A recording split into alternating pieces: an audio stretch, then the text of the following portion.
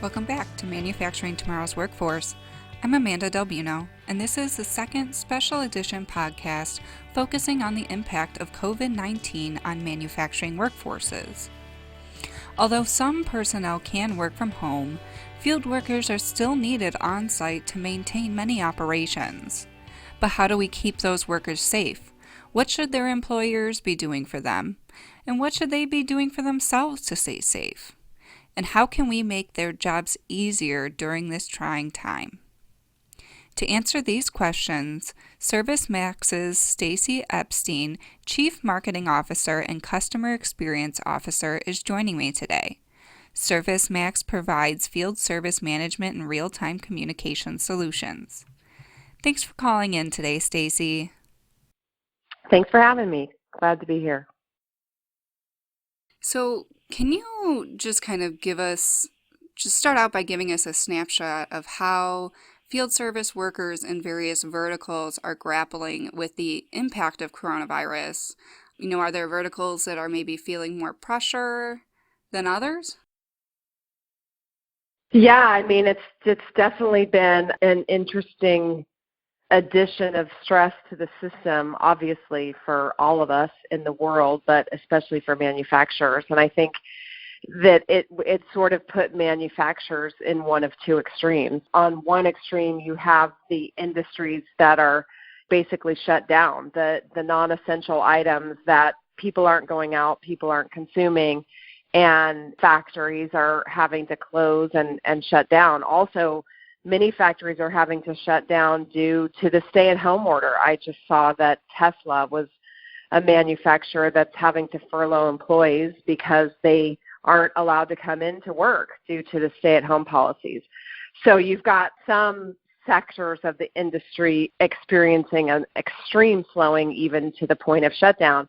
On the other hand, you have the healthcare, the medical device industries that are just absolutely in dire need of moving as fast as they possibly can. So it's the other extreme of manufacturing, and medical devices, an industry that we really cater to. So we see it heavily. Those field service workers are absolutely critical, essential part of the workforce. We just take the most basic example of ventilators. Like, we've got to not only produce as many of those as we can, to the point even where some of those factories like Tesla are trying to change their ways and create new types of equipment that they haven't made before. But also, we got to get those installed. We have to keep them up and running in hospitals. So I think a lot of people think about the challenge of manufacturing, whether it's testing equipment, ventilators, or whatever, vaccine machines that develop vaccines. It's all kinds of different things that are just ramping up. And we think about the manufacturing side of it. We don't always think of the field service side of it, which is, okay, we've created thousands of new ventilators, but they're on the shop floor. How do we get them into the supply chain? How do we get them into the hospitals, installed, up and running? How do we fix them when they aren't working? And that's the job of those field technicians. And so there's been a much more heavier reliance on those field workers who are out there making sure those actually work at the end of the supply chain. Right. Well, in previous episodes of this podcast, we talk about workforce development a lot, and a key to workforce development is communication. But it seems to me that, at this moment, communication has got to be more important than ever. What advice do you have about keeping the communication flowing between the service workers or the field workers and their management or whomever? What advice do you have for them to be, constantly in communication or improving their communication? Or are there different things that they need to be communicating about that maybe they don't usually?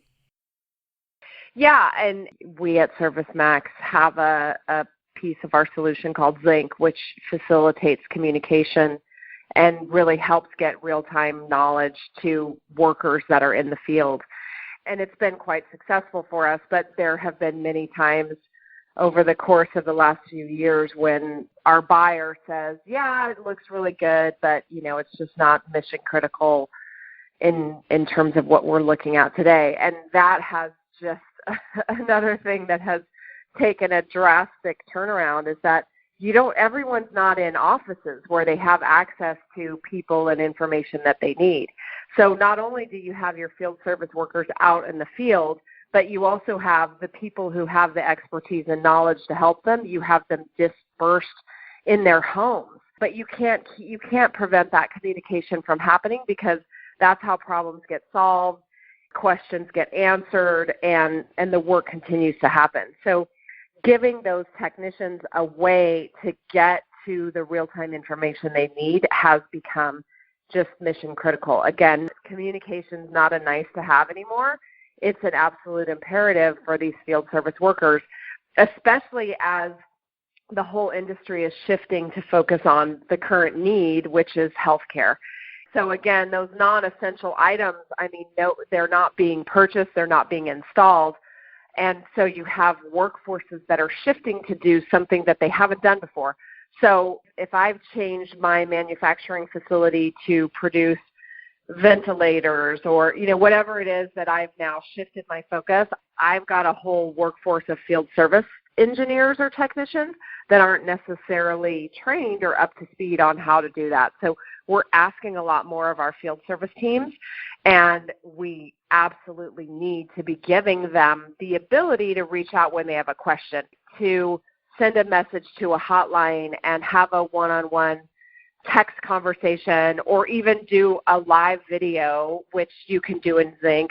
Certainly you could also do in something like FaceTime, but with Zinc, it's secure and you can get them to the right expert. With FaceTime, you don't really even know who do I call, right? But if you use a hotline and you can know that you're getting to the right expert, you can do a quick video call and say, hey, I'm trying to install this. I've never done it before. Am I doing this right? And they can get help in real time.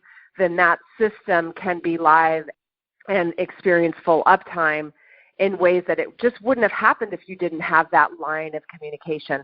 So I think what we all thought of is, communication's important, but what's more important is that I'm tracking parts and that I'm, scheduling my technicians properly. And now it's come to, hey, if I can't communicate with my field service team, I'm maybe not able to even get the job done. So it's just become absolutely critical.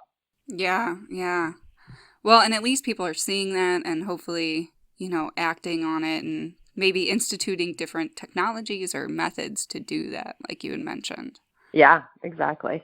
So if I'm a field service worker, what sort of support should I be requesting from management in order to keep safe and minimize my potential exposure to coronavirus? And do you have any advice on what steps field service workers could be taking on their own?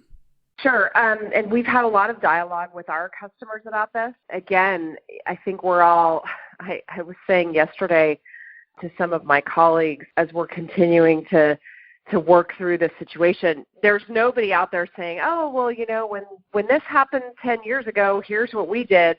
Like literally no one's ever experienced this before in the world. So I think we're all facing new situations and everybody's evolving. We've been doing lots of dialogue with our customers and the heads of service and manufacturing at many of our companies. And we've had these conversations of, okay, the field service workers are by nature not stay at home or shelter in place.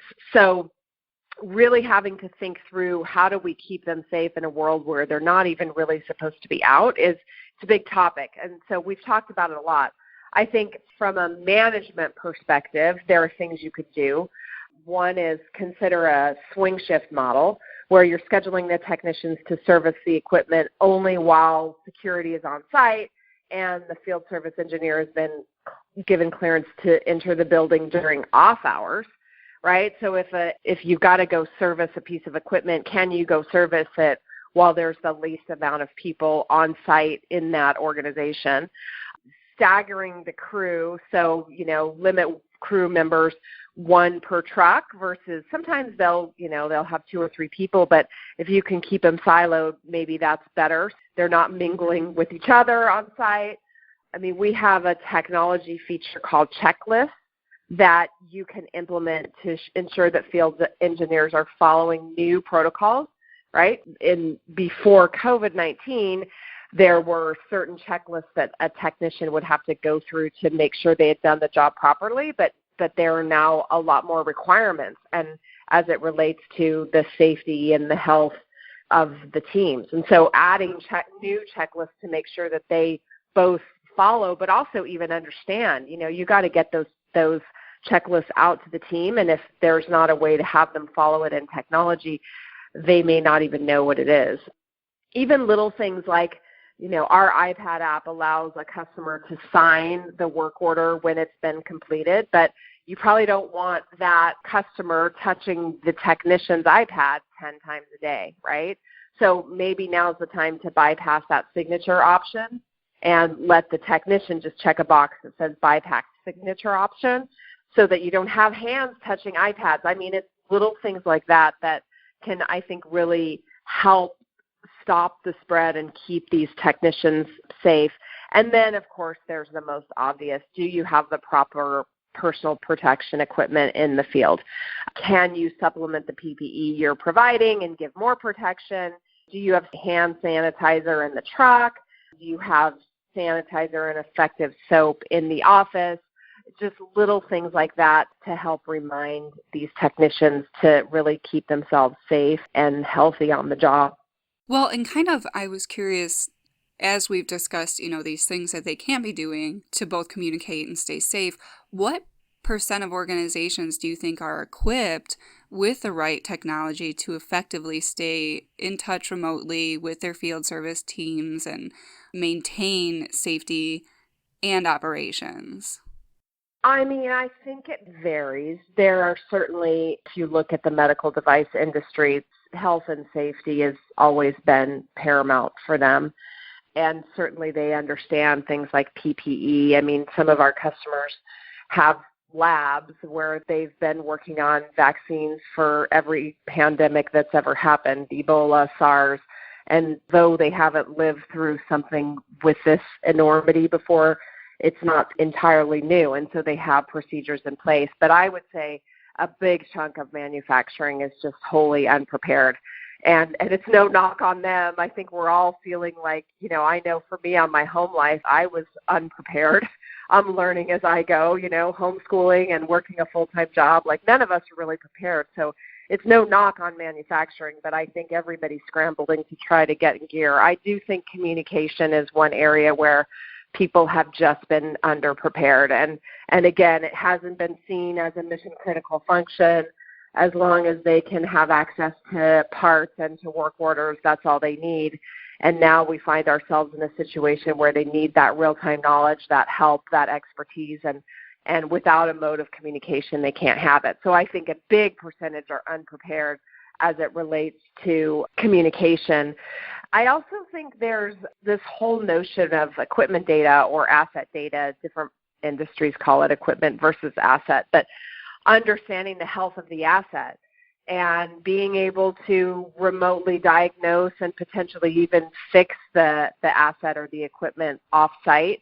The companies that were forward-thinking and had implemented remote diagnostics or IoT to have data to really understand and have that 360-degree view of their assets, those are the companies that are ahead of the game right now. And I don't know what percentage it is. It's definitely a smaller percentage. But those companies who have invested in having that data about their assets and about their equipment are the ones that are winning because they can see service records, they can do remote diagnostics, they can do preventative or even predictive maintenance to keep the assets, keep the uptime as high as possible.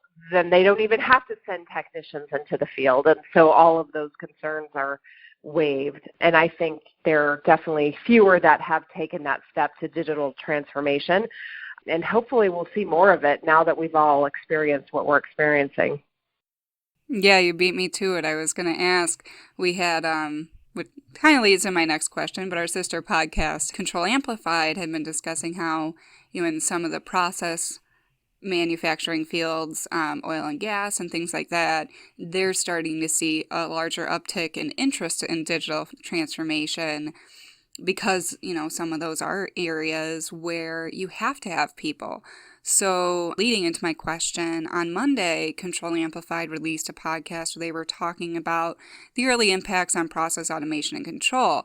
And one of his guests had mentioned that he's heard some stories of workers essentially camping at power distribution centers to ensure that they're healthy and that the facilities can keep running, because obviously, power distribution is essential. I'm wondering if this is happening other places where people kind of have to stay there to make sure that their manufacturing operations are running appropriately.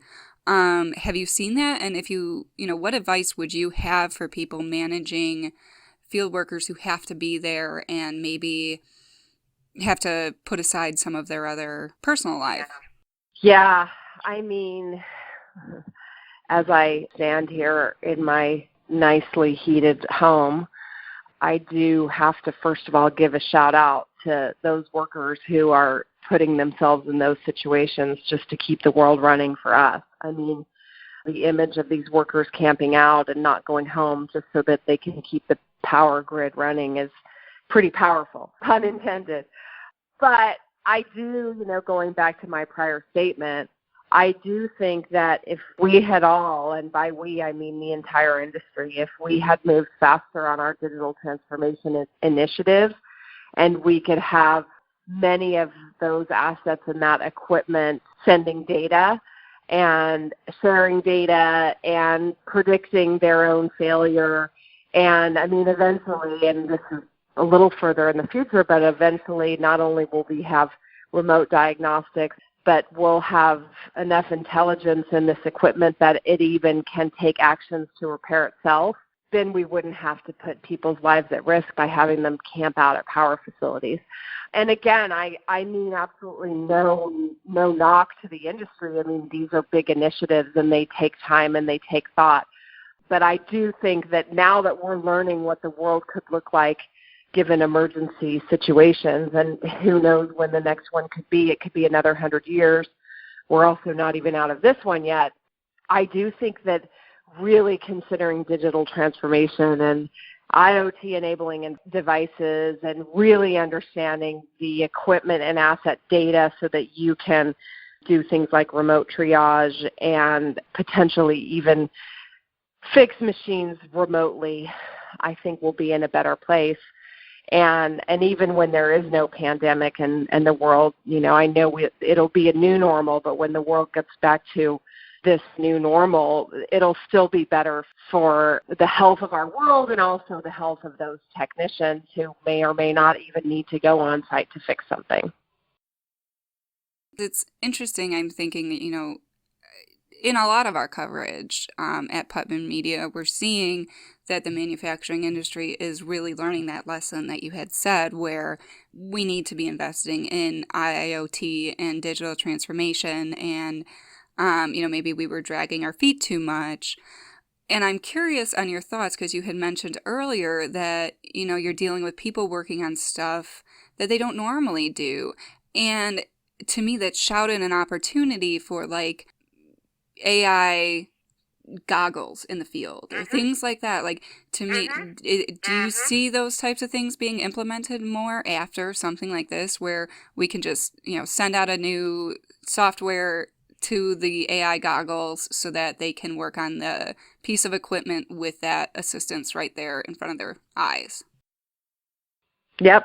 I mean, you hit the nail on the head. I think that the companies that were ahead of the game in their digital transformation, and I keep using that phrase, and I know it's a big catch-all, but by digital transformation, I mean all the things we're talking about, whether it's AI or IoT or remote diagnostics or even having a modern field-based communication app that your technicians can get connected to experts in real time, or you can broadcast important information to them on a phone versus email that they never read. All of those things, I mean, companies are in varying stages of maturity in adopting those. And I think the companies that are far along in the maturity curve of implementing those digital transformations, those are the ones that can really respond well to situations like this. And this is a big situation that is affecting everyone in the entire world right now, and it happens once in a century. But there are little things that happen all the time that, again, once we go back to the new normal, it doesn't mean that we're not going to be needing to respond to situations. I mean, a situation at a power utility can happen, can be struck by lightning, can be causing fires. I mean, we've seen this happen. I'm in California, and we've had all kinds of problems with our utilities and the fires that were caused by a down power line, and emergencies happen. And I think the more a company has been ahead in thinking to adopting these new technologies, the better equipped they are to move on a dime to handle unforeseen circumstances and help abate them. And we're seeing it right now. Again, you can change your shop floor and you can be creating med devices instead of cars, but that's not where it ends. You still have to get those into the field. And the other med device providers, their field service technicians are just completely tapped out. We see a lot of our customers now who have always made med devices, and they're advertising they need field service technicians like crazy. So where a lot of industries are furloughing or laying off people, the med device industry is dying for field service technicians who are skilled enough to install and maintain the equipment. Now, if you had AI, if you had a communication solution, then you could hire a less skilled worker because you can give them the assistance they need remotely. So, I do think that these forward-thinking companies that got ahead of the game in digital transformation are the ones that are able to deal with the current situation, and I think it's just going to happen in the future. And I think companies and industries will really rethink how fast they move, and hopefully will accelerate this digital transformation going forward. Yeah. I think I got us a little bit forward thinking, but I want to bring us back to, dealing with our current crisis. So, we talked a lot about how organizations should be thinking about keeping their workers safe, but there's more to your worker. They are people. So what considerations should they be making for their employees' personal lives, or how are union contracts coming into play in this area?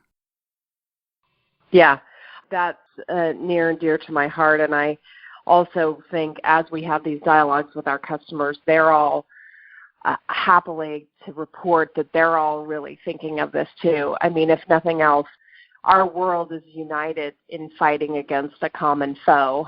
So it's been so great to see, one of our customers, Medtronic, who is sharing their patent for their medical devices, and just this selfless acts that are happening in big business and in industry that mean that we all care about each other. And I think a lot of what we've talked about with our customers is number one, to try to understand and consider the unique personal situations within your workforce. We've got kids at home, and not everybody has school-age kids. I do. I have 2 girls in elementary school, and, I am constantly faced with this conflict of I've got a full-time job.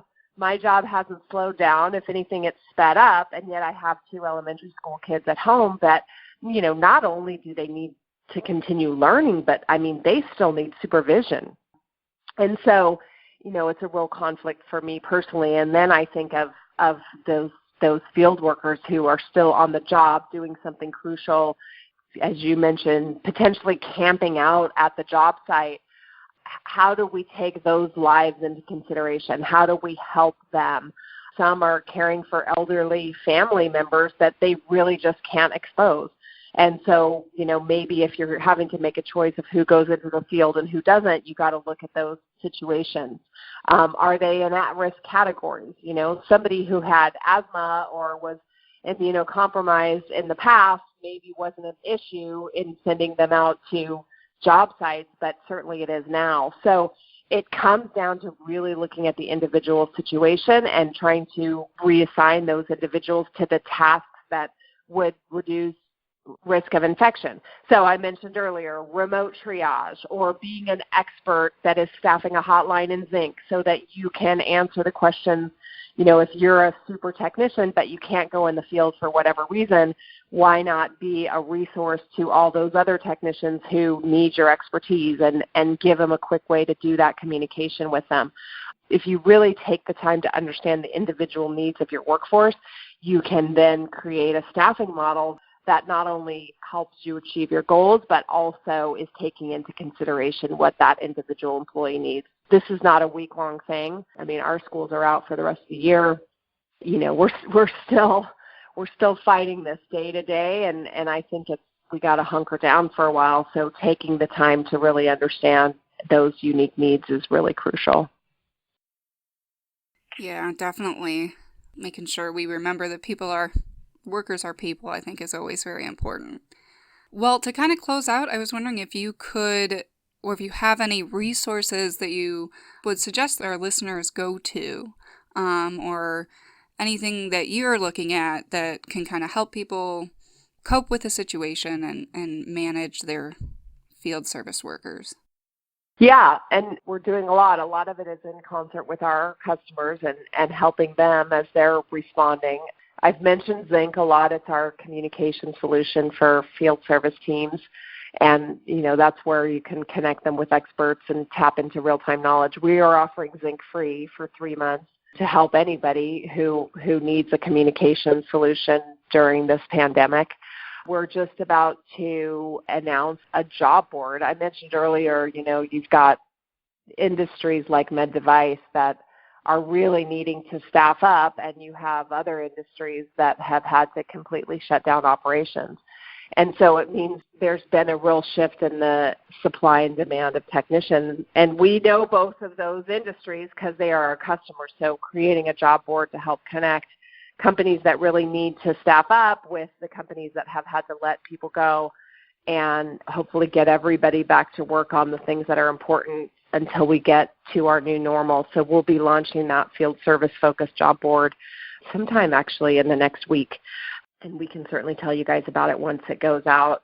And, just other things we're doing internally, keeping our platform stable. I mentioned things like checklists and remote triage, which are all part of the ServiceMax solution, and, helping customers who are in the process of implementing get live, help them create their checklists so that they're following safety procedures, things like that. So we're trying to do what we can. We're always open to ideas, so would love to hear from people as they listen to this podcast, and certainly feel free to reach out to me. I'm at stacy.epstein@servicemax.com, and I'm happy to take ideas or continue the dialogue one-on-one. Well, great. Well, thank you so much for, calling in to chat with us about this. We're really hoping to be able to help our listeners keep up and deal with the issues surrounding managing a workforce in a pandemic like this that, like you said, none of us have ever encountered before. Yeah, thanks for having me. Well, thank you again, and thanks to our listeners for tuning in today. Stay safe out there, everyone.